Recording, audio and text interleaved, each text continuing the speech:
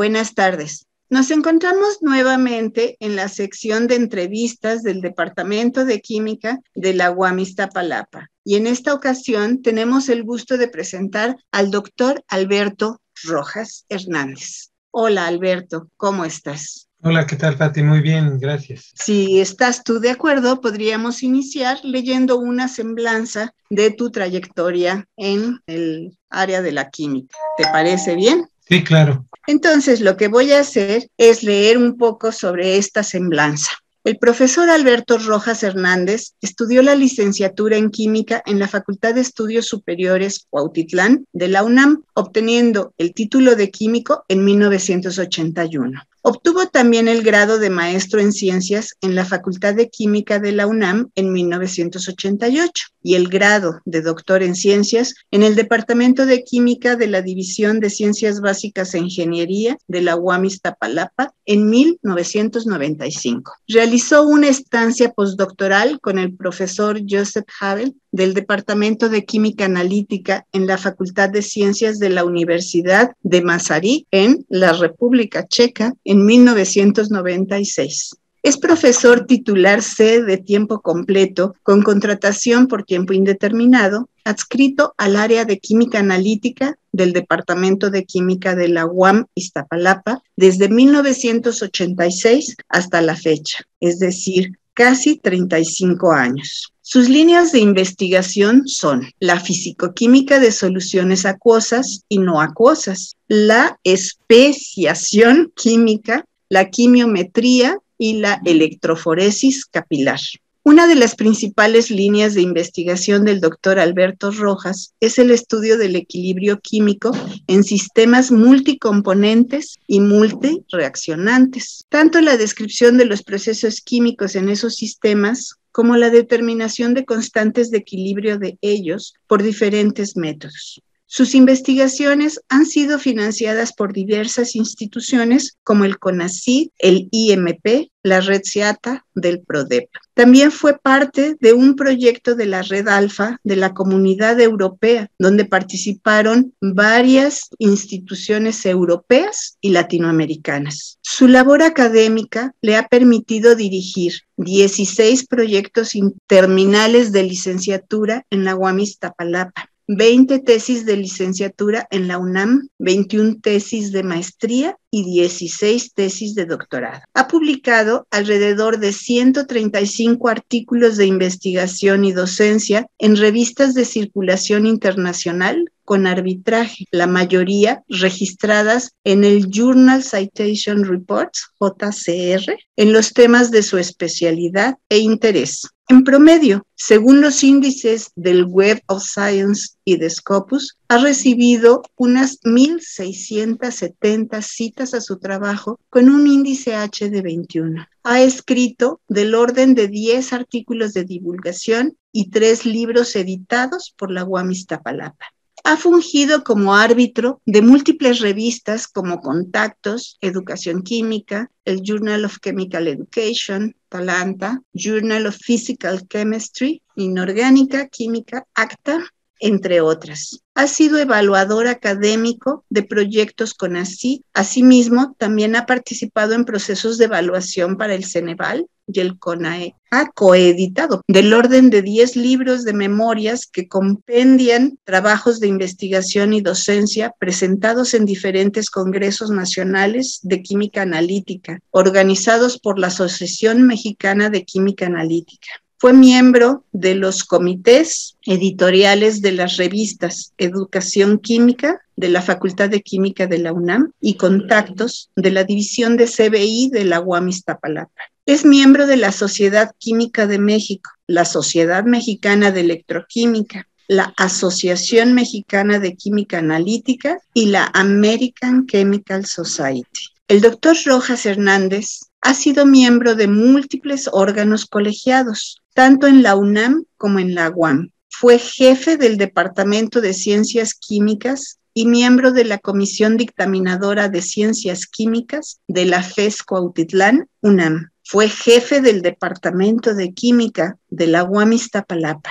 miembro del Consejo Académico de la misma unidad y miembro del Colegio Académico de la UAM, que es la máxima autoridad colegiada de esa institución. También fue miembro fundador del Consejo Técnico del Examen General de Egreso de la Licenciatura Química, EGELQ, para el Centro Nacional de Evaluación, Ceneval. Actualmente es coordinador de la licenciatura en Química de la UAM Iztapalapa. Se le otorgó el premio a los libros de texto de la UAM Iztapalapa 1993 por su libro Los diagramas de zonas de predominio aplicados al análisis químico. El premio a la docencia 2000 de la División de Ciencias Básicas e Ingeniería de la UAM Iztapalapa. El premio a la investigación 2007 de la División de Ciencias Básicas e Ingeniería de la UAM y el Premio Nacional Andrés Manuel del Río 2011 por su labor en docencia que otorga la Sociedad Química de México. Es miembro del Sistema Nacional de Investigadores desde 1989 y actualmente tiene el nombramiento de investigador nacional nivel 3 y tiene el perfil deseable de profesores de PRODEP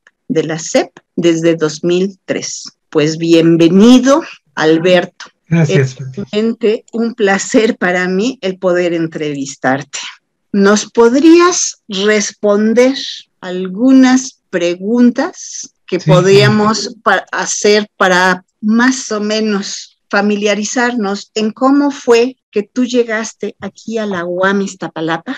Bueno, yo era profesor en la Facultad de Estudios Superiores de Cuautitlán, pero por horas. Entonces, yo estaba esperando que abrieran un concurso de oposición para luego hacerme profesor definitivo allá en la Facultad de Estudios Superiores de Cuautitlán, pero eso nunca ocurrió. Entonces, tuve 2 o 3 invitaciones para venir a ser profesor aquí y, bueno, al final yo quería quedarme en Cuautitlán, en la UNAM, pero pues ya tenía mis compromisos, iban a ser mi primera hija, tengo 2 hijas, y pues había que buscar estabilidad laboral. Entonces vine a pedir trabajo, ya que me habían invitado antes y les había dicho que no. Y era el jefe del departamento, el doctor José Luis Gázquez, y me dice, oye, hace 6 meses te dije que si querías venir, y pues dijiste que no, y ahora ya no tengo las plazas, ¿no? Pero a lo mejor puedo abrir, a lo mejor tengo unas renuncias, y alguna de las plazas la podría yo poner a disposición de un concurso, y así fue. Entonces, en 1986, pues ya me hice profesor de la UAM Iztapalapa. Qué suerte para nosotros, realmente.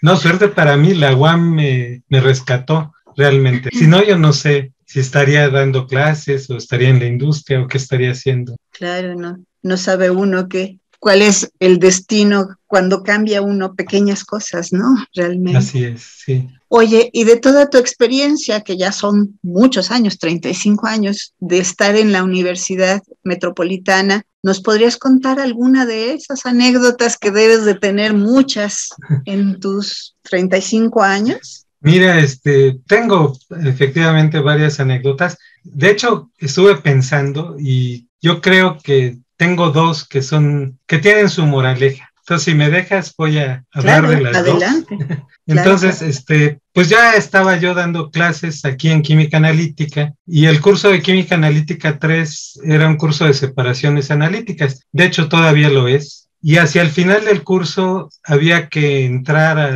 a lo que es el estudio de la cromatografía como un proceso de separación. Pero a mí siempre me dieron ronchas las cromatografías porque no entendía cómo funcionaban.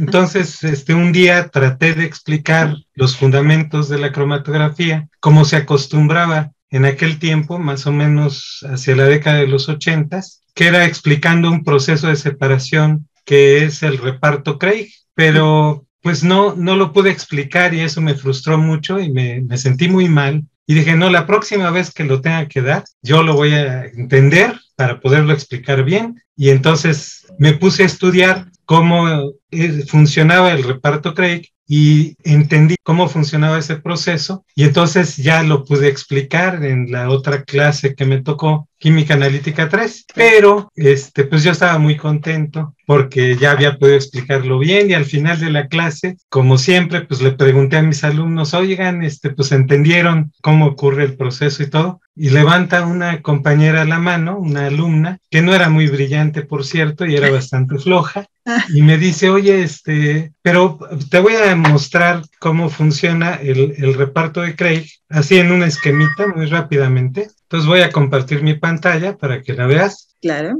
Entonces aquí arriba a la izquierda vemos lo que sería un diagramita de extracción líquido-líquido. Yo tengo dos líquidos inmiscibles, entonces pongo en una de las fases la mezcla a separar y luego aquí se extrae como sería en un embudo de separación, ¿no? Perfecto. Luego acá tengo el proceso, un esquema que representa el proceso de separación en varias etapas. Repartos sucesivos o extracciones sucesivas. Entonces hago la primera etapa y luego quito la fase móvil y le pongo más fase móvil, hago una segunda extracción, quito la fase móvil, pongo más fase móvil y así voy teniendo la separación. Es un proceso de separación más eficiente. Claro. El reparto Craig, como viene en los libros, venía en los libros de química analítica, pues ahora tengo varias cámaras o tubitos, y voy haciendo que la fase móvil pase primero al tubo 0, hago la extracción, luego el contenido de ese tubo lo paso al tubo 1 y alimento con más fase móvil el tubo 0, hago 2 extracciones y así me voy. Claro. Y cuando se ha llenado el aparato de Craig, o sea, todos los tubitos ya tienen las 2 fases, ahí termina el proceso. Y ya puedo obtener las sustancias separadas en unos tubos una, en otros tubos otra. Y me pregunta la alumna oiga, profesor, ¿y por qué no desaloja? ¿Por qué no quita de aquí, como le hace acá arriba en repartos sucesivos? Y yo, pues, no estaba preparado para esa pregunta, ¿no? Entonces dije, bueno, pues si eso sirviera, estaría en los libros y no están. Pero realmente me enojé mucho, ¿no? Porque yo dije, yo podía contestar cualquier pregunta menos esa, ¿no? La que se le ocurrió a ella. Sí, ¿cómo se le ocurre? Y además, ¿por qué, no? Entonces, pues ya terminé la clase, pero me quedé reflexionando en lo que decía mi alumna. Y dije, bueno, si acá ocurren extracciones sucesivas, ¿por qué no lo hago acá, no? Entonces yo tenía un libro de cabecera para separaciones que se llama Introducción a la Ciencia de la Separación, de Karger, Schneider, Horvath, y entonces dije, pues si existe el proceso, ahí debe venir, y que existe el proceso. Además. Y ese proceso se llama reparto Craig con desalojo, y sí puede ser más eficiente que el reparto Craig. Entonces, a la otra clase, pues llegué y les dije a los compañeros, ¿se acuerdan ustedes lo que preguntó la compañera? Pues ocurre que sí existe esa cosa. Y bueno, efectivamente puede tener sentido, porque a la hora que yo voy desalojando el aparato de Craig, en lugar de obtener los componentes de la mezcla separada en 2 fases, pues van a quedar solo en una fase, ¿no? Pero bueno, entonces eso me dejó a mí estudiando por años cómo podía yo tener las ecuaciones para el reparto Craig con desalojo. Y es algo que ahora enseñamos, ¿no? Se parece más esto a la cromatografía en columna también, porque en cromatografía en columna pues va sacando la fase móvil, ¿no? Claro. Y aquí voy sacando la fase móvil también. Entonces la moraleja es, profesores, no, si tenemos una pregunta, no importa que sea del alumno más flojo y menos avanzado, pues pónganle atención y traten de explicar lo que está ocurriendo, porque nunca sabemos cuándo vamos a encontrar algo nuevo en cualquier pregunta de un alumno. Claro, entonces, claro. Esa es una de mis anécdotas. La otra, que me parece también muy interesante, es la siguiente. Yo estaba empezando a dar una clase que ahora se llama quimiometría, precisamente la clase. También se llamaba así, es un curso optativo. Este es un artículo del Journal of Chemical Education. Okay. Y son estimadores de presión en análisis por adiciones patrón o adiciones estándar. Entonces me encontré este artículo y me gustó mucho. Y aquí vienen todas las ecuaciones para la regresión lineal, porque hay que hacer la regresión lineal de los puntos de esta técnica de adiciones patrón. Entonces yo les dije a mis alumnos, bueno, les mostré el artículo y todo, y les dije, pues hagan ustedes las ecuaciones que están aquí para el problema o los problemas que trae como ejemplos este artículo. Y entonces hay 2 ecuaciones, pueden usar una o pueden usar la otra, y me dicen cómo les va. Y entonces una alumna de la otra clase me dice, oiga, maestros, pues sí, en muchas de estas ecuaciones las dos dan lo mismo, pero en una no dan, que es en esta número 7. Y yo, ay, ¿cómo va a ser? Tiene que salir. Pues sí, es el Journal of Chemical Education, es un libro, es un artículo aprobado, aceptado, revisado. Revisado. Seguro que va a salir. Y entonces hice yo los cálculos y pues no da igual. En la ecuación 7 no da igual. Y bueno, aquí se les fue un cuadrado, ¿no? Un error de dedo. Ok. Entonces ese cuadrado no va. Pero entonces yo finalmente después hice mi propio resumen, corregí esta ecuación y bueno, es otra moraleja, ¿no? ¿Y no lo mandaste al journal? No, pensé en hacer la crítica a los autores, pero... Una errata, ¿no? Claro. Es una errata, pero no lo hice. Y bueno, la moraleja es que no importa que esté escrito en el mejor libro, no importa que esté en un artículo de investigación que fue revisado por pares y que se supone que no debería tener errores, siempre puede haber errores. De hecho, es muy difícil, aunque sean 2 páginas, es muy difícil hacer algo que no tenga errores. Entonces, a los compañeros alumnos, no se crean que todo lo que está en los libros está bien escrito. Claro. Puede estar mal. Claro, claro. Oye, y hablando de esta interacción que tienes tú con tus alumnos y pues, las experiencias que has tenido a lo largo de estos 35 años, ¿qué es lo que más disfrutas tú de tu docencia? Pues hay varias cosas que disfruto. Yo creo que como algunos ya los he oído en otras entrevistas, tú misma me parece que también opinas así, el ver cuando un alumno ha comprendido algo que tú estás tratando de explicar es algo muy bello. Eso te llena, a mí me llena como profesor. Otra cosa que disfruto de la docencia es que yo aprendo mucho cuando trato de enseñar, como en las anécdotas que les platiqué, ¿no? Claro. Me preparo, trato de hacerlo bien y cuando lo puedo explicar, entonces quiere decir que ya lo entendí bien yo. Si lo explico mal, quiere decir que no lo he entendido bien. Entonces es algo que a mí me gusta mucho de las clases, que yo aprendo cosas nuevas, inclusive de temas que he visto muchas veces, puedo aprender cosas que los alumnos me preguntan y yo nunca me había preguntado. Es otra de las cosas que me gustan mucho de la docencia. Sí, realmente, como dicen, si tú realmente quieres conocer de manera profunda algo, trata de explicarlo, ¿no?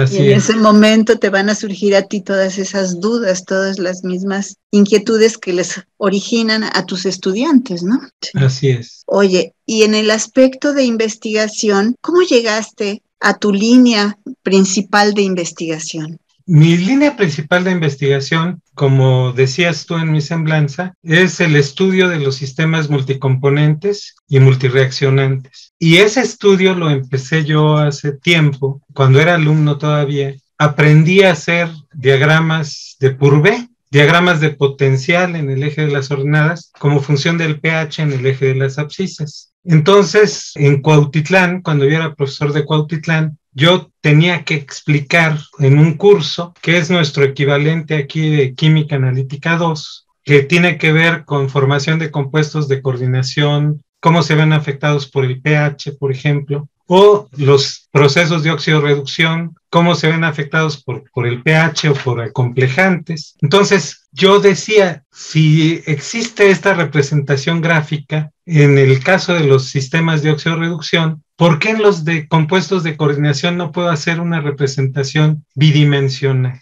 Y entonces, tratando de explicar eso en clase, fue que llegué a una metodología para construir esos diagramas cuando no son de oxidorreducción. Y eso, pues, es mi tesis de doctorado, prácticamente. Tiene que ver con el libro que platicabas de diagramas de zonas de predominio aplicados al análisis químico. O sea que es curioso, yo llegué a mi línea de investigación por la docencia, no por la investigación misma. No por explicar un fenómeno para aprovecharlo de alguna manera, sino para explicarlo a mis alumnos. Y luego, pues ya, como ahí para hacer esos diagramas necesito constantes de equilibrio, pues lo que tenía que hacer después es, si no tengo las constantes de equilibrio, pues las tengo que obtener yo en el laboratorio. Y así es como tengo la otra parte, que es determinar constantes de equilibrio con diferentes métodos en el laboratorio. Se combinan Sí, una y otra. Perfecto. claro. Oye, y los chicos que estén interesados en trabajar en tu grupo, directamente en tu campo de investigación, ¿qué habilidades deben de tener? Bueno, una alumna mía, yo le preguntaba qué es lo que ha aprendido en nuestra enseñanza, en nuestro grupo, y ella me decía que se le dificultó porque se cambió de ingeniería química a química, y dijo que se le dificultó porque en química nosotros les hacemos pensar. Entonces, yo creo que es algo que el estudiante debe estar dispuesto a hacer, aprender a pensar. Y bueno, si nosotros logramos que aprenda a pensar, ya vamos de gana, ¿no? Claro. Después tienen que tener, por supuesto, interés por hacer una relación entre la parte experimental y lo que sabe de la teoría. O sea, nosotros normalmente en el área queremos que haga experimentos, pero que entienda por qué hace así esos experimentos. Y si tiene que hacer cambios en la experimentación, que tenga ideas de cómo lo va a hacer, relacionando los conceptos que tiene la teoría para aplicarlos en el laboratorio e interpretar los resultados experimentales. Otra habilidad que deben tener es la formulación de modelos, pero eso pues debería ser en todo lo que es la química. Y la parte esta de la parte experimental, yo creo que es muy importante. Los químicos hacemos ciencia teórico-experimental, entonces no debemos desligarnos del experimento y tampoco de la teoría. O sea, yo creo que el profesional de la química debe aprovechar las dos cosas y lograr una simbiosis entre lo que sabe de la teoría y lo que va viendo en el laboratorio. Aunque no haga los experimentos, pero yo creo que en química, si no podemos explicar algo que ocurre en la realidad, pues no estamos haciendo química. Donde hay transformaciones químicas, donde tiene que ver con la estructura de las sustancias, de los sistemas, pues entonces tiene que lograr explicarlo. Y si nada más hago teoría por hacer teoría, pues estoy haciendo otra cosa, ¿no? Tal vez no química. Exacto. Oye, y ya como curiosidad, si no hubieras estudiado química, ¿qué otra disciplina te atraía como para haber dedicado tu tiempo a esa disciplina? Fíjate que, bueno, de las disciplinas científicas, porque yo creo que habría estudiado alguna disciplina científica, mi mejor amigo del CCH, yo estudié en CCH Vallejo de la UNAM, iba a estudiar matemático. Entonces, a mí me gustan mucho las matemáticas. De hecho, creo que deberíamos todos los químicos tener gusto por las matemáticas. Me sorprende que no es así. Muchos químicos no les gustan las matemáticas, pero yo creo que todos deberíamos interesarnos por las matemáticas porque son muy bonitas. Entonces, mi amigo quería que me fuera a estudiar con él la carrera de matemático, ya sea en el Poli, él estudió en el Poli o en la UNAM, y sí lo llegué a pensar. Pero yo dije, si desde los 6 años yo he querido ser químico, ¿por qué voy a irme? Porque se va mi mejor amigo a estudiar matemáticas, si yo siempre he querido ser químico. Claro. Y pues soy químico y me parece que elegí muy bien la profesión. Pero tengo otra afición.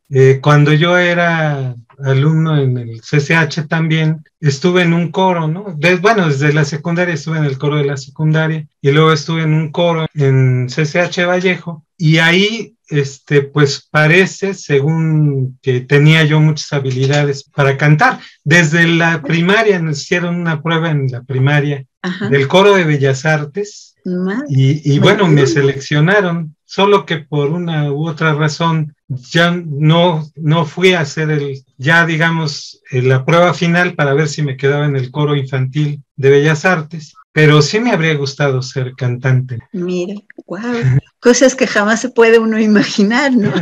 Oye, y desde los 6 años estabas decidido a ser químico, ¿qué influyó en ti para eso? En mi casa, mi mamá es médica, mi papá es ingeniero en electrónica, o sea, y no tenía yo a nadie tan cerca que hubiera estudiado química. Ajá. Una tía mía estudió QFB, pero vivía en Tampico y pues realmente nunca platicamos de eso. ¿Pero te gustó? Pero hay cosas que a mí me ejercen sobre mí una cierta fascinación, diría yo. Por ejemplo, palabras como estructura, como enlace, elemento, o sea, son cosas que a mí siento como que algo misterioso detrás de esas palabras. Y yo creo que eso fue lo que me llamó la atención. Los Reyes Magos a los 6 años me trajeron mi primer juego de química. Wow. Realmente no lo usé mucho y todo, pero no sé, yo desde entonces dije, yo quiero ser químico. Llegué a la secundaria y dije, pues a ver si es cierto ahora que me enseñan química, si quiero. Uy, yo estaba fascinado, ¿no? Y tenía mucha facilidad. Cada vez Llegué más al convencido. CCH y también me gustó mucho la química. Y mira. pues sí, realmente siempre he tenido gusto por la química. Qué curioso. Oye, pues qué interesante, en verdad, ambas cosas, ¿no? Que desde tan pequeño hayas definido tan bien tus gustos, tus intereses, y la otra, el que tengas esas aptitudes y que nunca las hayas demostrado delante de nosotros, también es algo que llama mucho la atención. Pues a ver si en un periodo corto que volvamos a estar en el mismo lugar, otra vez dentro de las instalaciones de la UAM, nos haces una demostración. Sí, cómo no, Pati. Pues te agradezco muchísimo, Alberto. Seguiremos en contacto y por ahora, pues muchas gracias por esta entrevista y nos vemos en poco tiempo. Muy bien, gracias a ti, Pati. Muchas gracias por la presentación y por las preguntas que me has hecho. No, al contrario a ti. Un gusto estar contigo. Igualmente. Gracias.